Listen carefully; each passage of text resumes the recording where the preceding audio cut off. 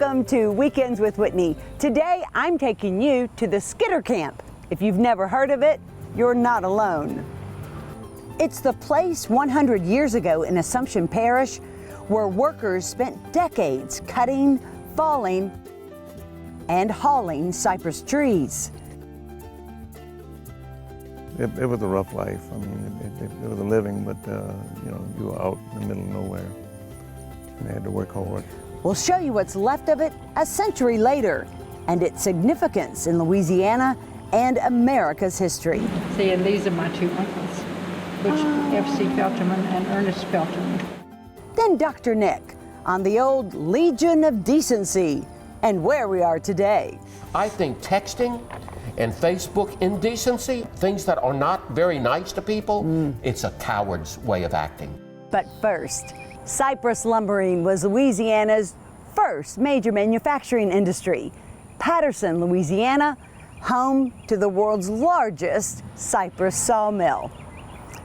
The mill is gone now, but the Skidder Camp, home to the families who made the mill thrive, remains. Well, some of it anyway. Let's go.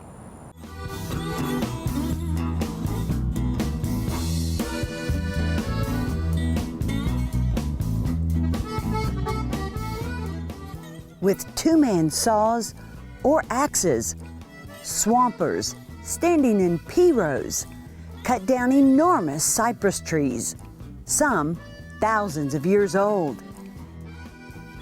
It was dangerous, sometimes deadly work.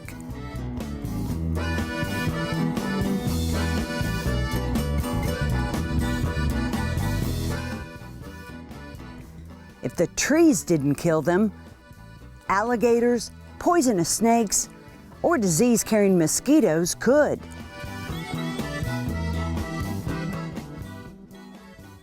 It took days, about cutting it 4, 5, 6 foot tree with a handsaw in P-rows, in the water. So they worked hard for their money. A friend of J.B. Castanos lived it. When it hit the ground, he said, "That goes 38 cents." I said, "What are you talking about?" He said, "That's what we'd get paid to fall and limb a cypress tree, 38 cents. Louisiana's lumber boom began in 1880 and lasted 50 years.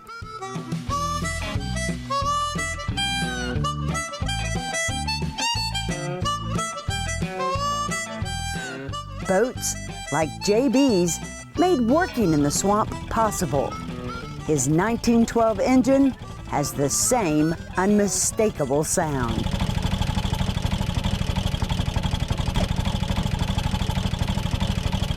Carries on the tradition. The boats were used to pull the logs from the canals into the lake, and but it didn't have railroads. And they would all day long just sit there and pull logs out and get them to the lake, and the steamers would take them to the sawmill. Swampers and their families lived where they worked, along these canals and the banks of Lake Barrett, in a place called Skidder Camp.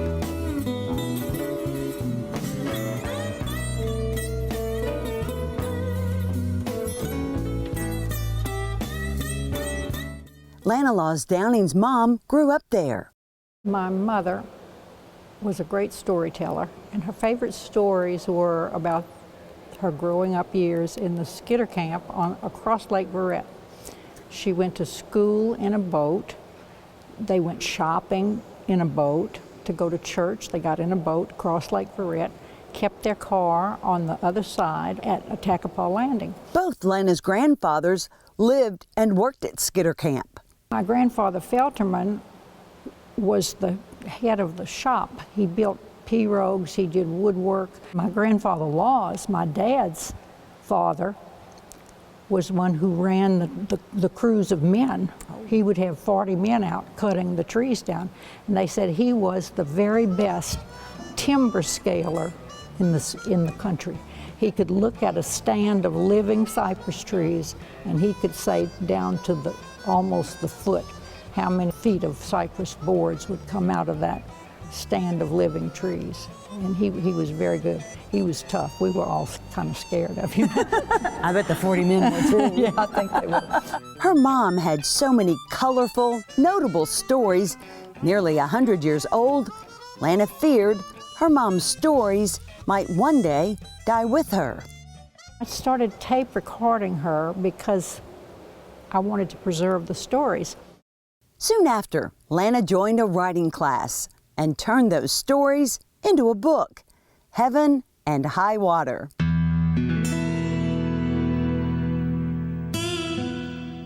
I never intended to write a bestseller. I wanted to have something that my little granddaughters can read and know about what my mother was like, what their great-great-grandmother was like.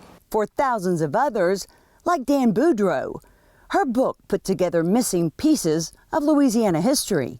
I was blown away by these people, how hard they worked. My God, that is tough work, and they did it. I mean, and that's part of history from this area. Since childhood, Dan's wondered why the lake had pilings. There was pilings all over the lake. In your little boat, you had to dodge the pilings. And finally, maybe in the 50s, early 60s, the Army Corps of Engineers came and pulled them all out. Reading Heaven and High Water, Dan got the rest of the story. Where the pilings were left over from the logging companies that used to have railway going out into the lake to dump the big old cypress log, then the paddle wheel boat would bring it to Patterson. A lot of history. Evidence of that history remains at the Skidder Camp. This is Engine 30. Only locals know where to find it. Local people hear about it. It's not a tourist attraction. Engine 30 was one of the camp's 2 trains. It's here because of Lana's Uncle Ed. He was a wonderful train engineer. He was an old bachelor, and he lived out there kind of by himself at the Skidder Camp. He had a little house. And he drove the locomotive drunk one day, and you don't drive drunk, especially on a locomotive. And he wrecked it.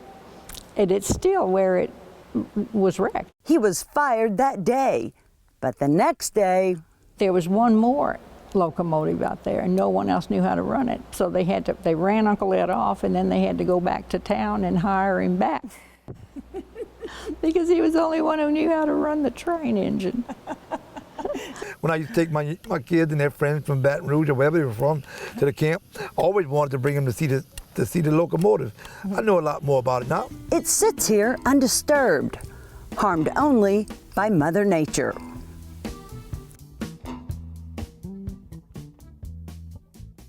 Check this out. This is coal that I just found around the steam engine that used to take the cypress logs from the canal out onto Lake Barrette. It has been here almost 100 years. And while this old steam engine that was wrecked here once upon a time is eroding a little bit, remarkably, it is still here. And so is the humidity, along with the mosquitoes. Other things came and went. Steamboats, like the J.D. Trudeau. It docked here, right in Pickles' backyard. You could see the old railroad tracks they're standing on as the people got off and on the gangplank on the outside, you know. And look how many people. That's right there. That's But right. That's right there in front of that camp, right there. That's the old railroad tracks. When the water go down, those pilings are still stuck there. You could still see them coming out the ground. Impressive cargo sailing ships were a frequent sight on Lake Barrette, too. Cypress being loaded on a dock, loaded onto big boats with sails. It's amazing. Trains carried it inland.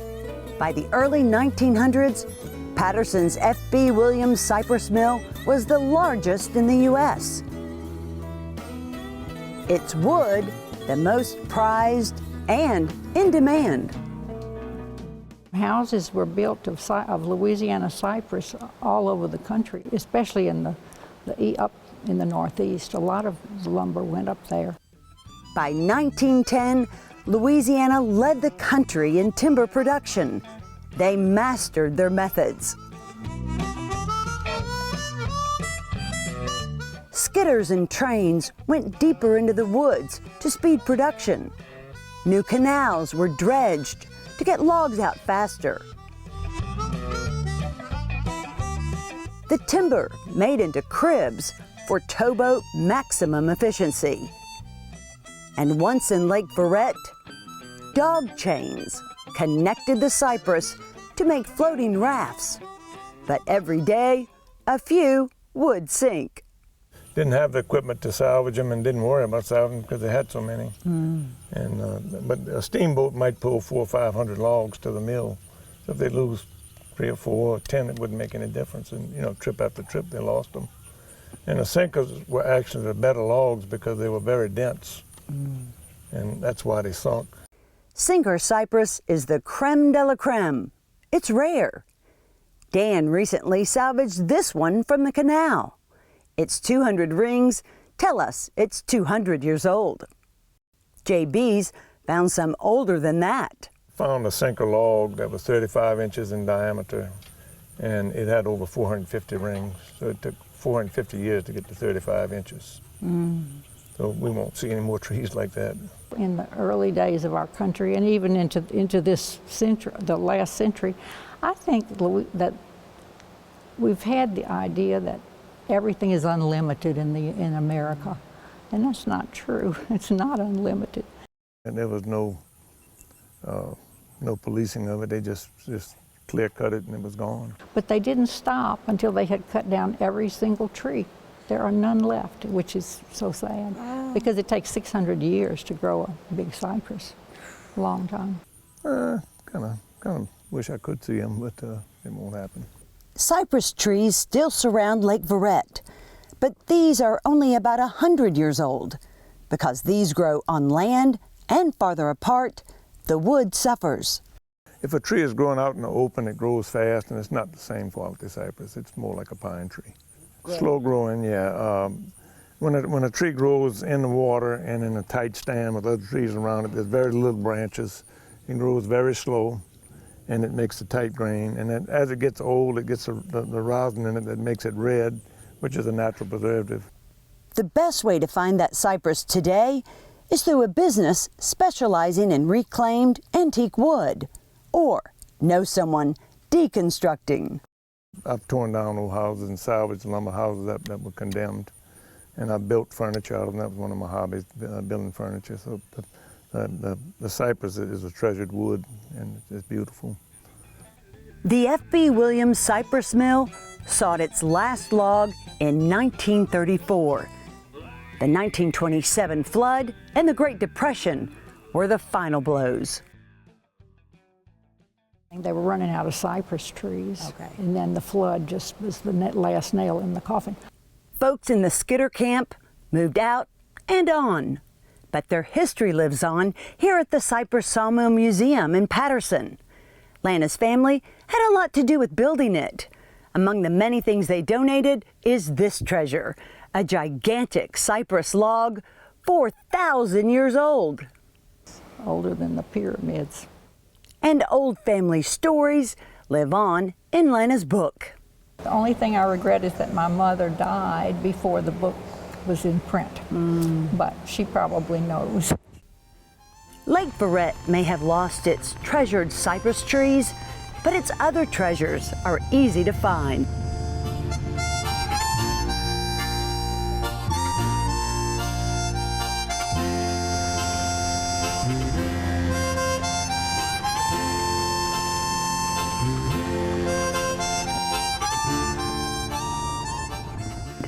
Blue crabs are flourishing, bringing together friends and neighbors for an impromptu boil. You can still get up close and personal with creatures here millions of years ago, and catch a glimpse of its grown-up family members on an evening boat ride. Okay, so what are we looking for? Red eye. Red eye. Indian artifacts of those who first inhabited this land still wash ashore to the delight of its current residents. But see, that's a piece that I don't know what they were trying to form there, but you can see it's almost straight, you know, I don't know. Laughter and fun continue to flourish. Sunsets are spectacular, and Lake Verret's beauty remains breathtaking.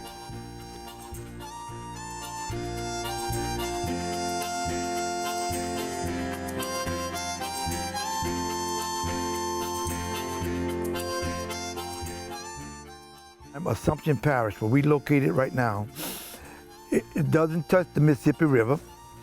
It doesn't have an interstate through it, but we got Lake Verret. This is a beautiful paradise of a lake.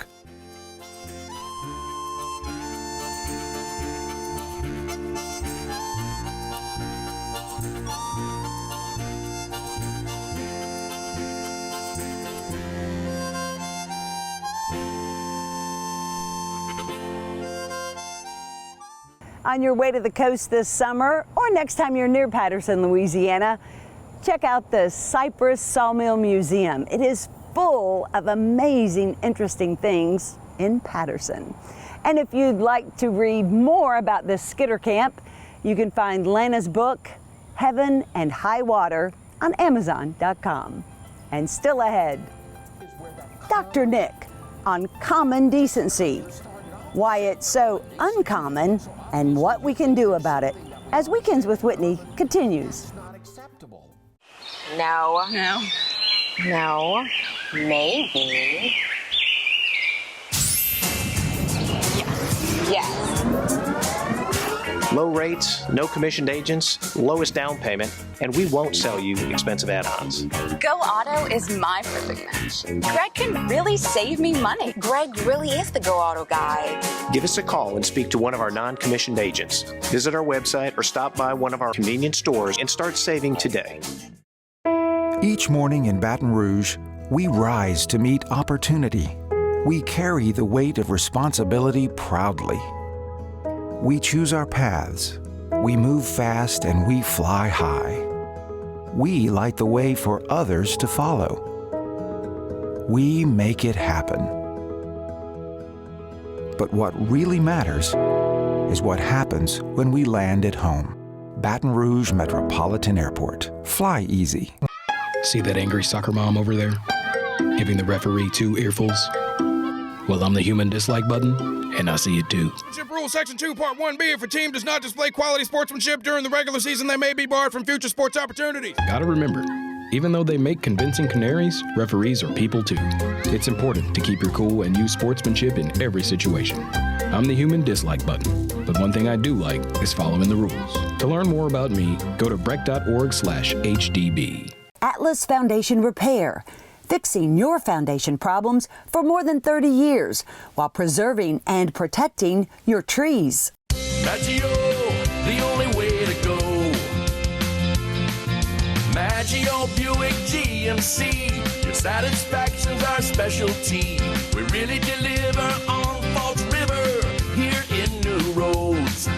Small town atmosphere, legendary service for over 60 years. Maggio, the only way to go. The only way to go, that's Maggio. 9-time winner of the prestigious GMC and Buick Mark of Excellence Award.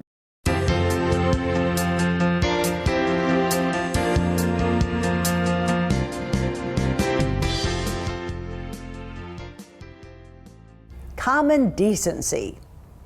Well, what exactly is it? It could be language, it can be behavior, but we are going to talk common decency language with Dr. Nick this morning. Good to see you. There's going to be an article coming out on decency in the City Social. I write This for month? the City Social. And I started off by talking about when I was growing up as a Catholic. I would always look at the bulletin every Sunday because we had, and the Catholics out there will remember this, older, it was called the Legion of Decency. Oh. And the Legion of Decency would rank films. A1 was anybody, A2 was with adult supervision, B was adults only, C was condemned. Oh. And we had to follow that Legion of Decency So you couldn't go to the movie theater to see a C? We could only go see an A1 and maybe an A2. Oh. I bring it up, Whitney, because I really think it's a good lead into what has happened to us. Oof. What has happened to decency, not only in what we watch in terms of film. We don't even question films today. Not very much, you're right. I will certainly say if it's got a lot of violence and a lot of blood, no thank you. Yeah, I'm just not going. So, but I kind of in the article was trying to focus not so much on films as the Legion of Decency did, but on the language we use. Because and on we the way hear it we all. talk to people and what we say about people. And it certainly is appropriate in this day and age. With what we hear on television, with what we see on tweets, with what we hear people say to others on Facebook. Yeah, I don't think that what Samantha Bee should ever be normal. Was very disturbed by it. Right, and I don't care who she was talking about. I don't care what your political thing. That's right. It was nasty. We're not talking partisanship here. We're talking about decency. We can disagree. We can take issue with each other. We can even have serious and at times maybe rough dialogue and conversations. But there's a line. And see, and this but that line has been moving, But see, this baby. is where I'm struggling, and I said it in the article. I don't want necessarily a Legion of Decency to come back and tell me what I can and cannot do or see or say. That I don't want. We need to have freedom. The First Amendment really does say you can say what you want, but it's like where is the decency?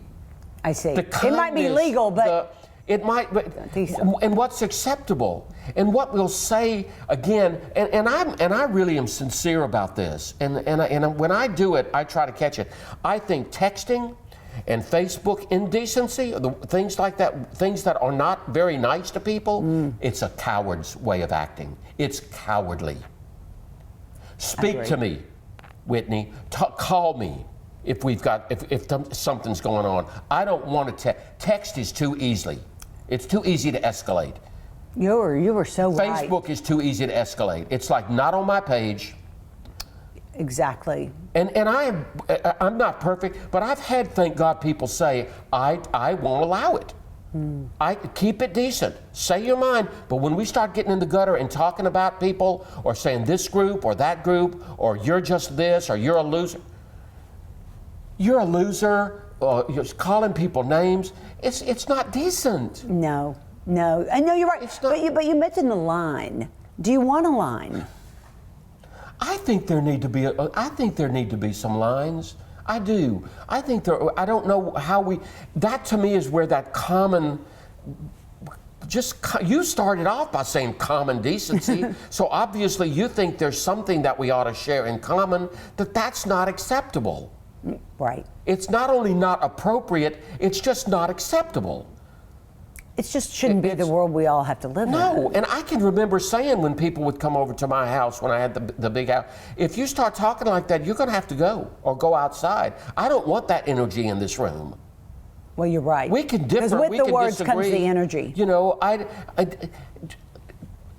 don't even like and I've done it, calling anyone a racist or calling someone a bigot or so. It's like, let's be careful. That's so loaded. The labels. It's the loaded so loaded. Labels. You're right. Someone may have a behavior that seems to be putting another group down. Mm-hmm. That's what we need to talk about. But to just simply ignore what's going on with a label, it's just too cowardly. Yeah, well, I hope we all have this conversation within our families, with the young and with the old, because I will tell you that if you listen to television, or certainly comedians who've always pushed the envelope or whatever, it starts to sound normal. Yes. And that's a good insight. And we that's don't want to frightening. normalize it. We don't want to normalize it. Yeah. I just won't. Now, have I said things before that I'm sorry for saying? Absolutely. Have I said I'm sorry? Absolutely. Do you hear? I do. You know what? Decency is saying I'm sorry. Decency is saying that's not who I am. Decency is saying I'm getting too caught up in something. That's not my identity. And then I'm more than that. And then decency is not doing it again. It's not doing it again. And certainly trying to be around people that will help us not do it I hate again. when people say they're sorry for the same thing they do it every other day. Yeah, I agree. Like, come on now, how Agreed. sorry are you? Agreed. But it takes us back to, when that segment we did once on I'm sorry. I'm sorry is also a decent thing to say. But I don't think it needs to be said forever and ever, because again, we could start beating ourselves up.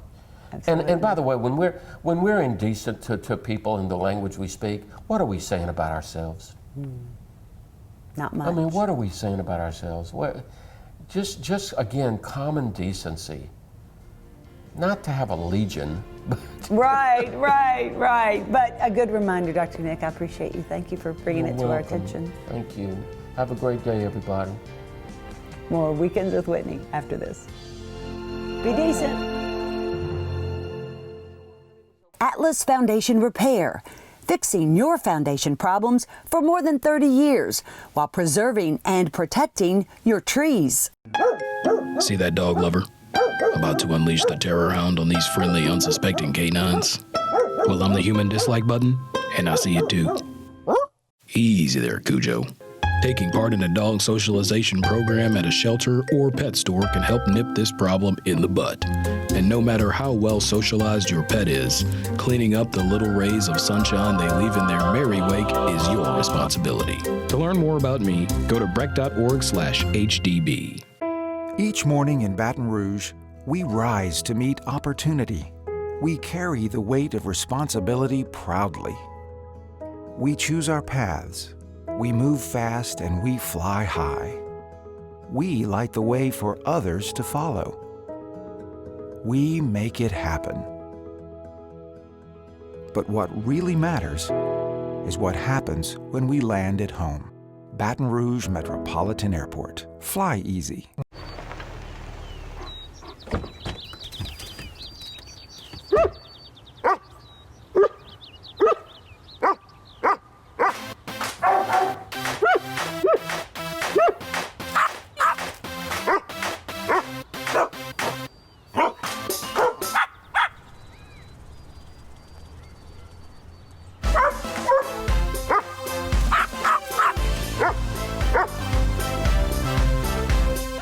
Thanks for joining us for Weekends with Whitney. We hope to see you back here again next week. But until then, we leave you with this.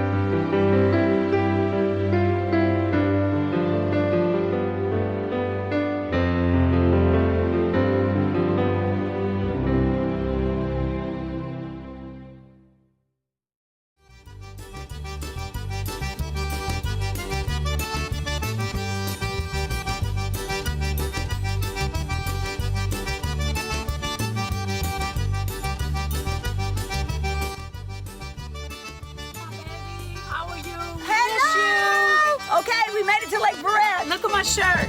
Hello, y'all.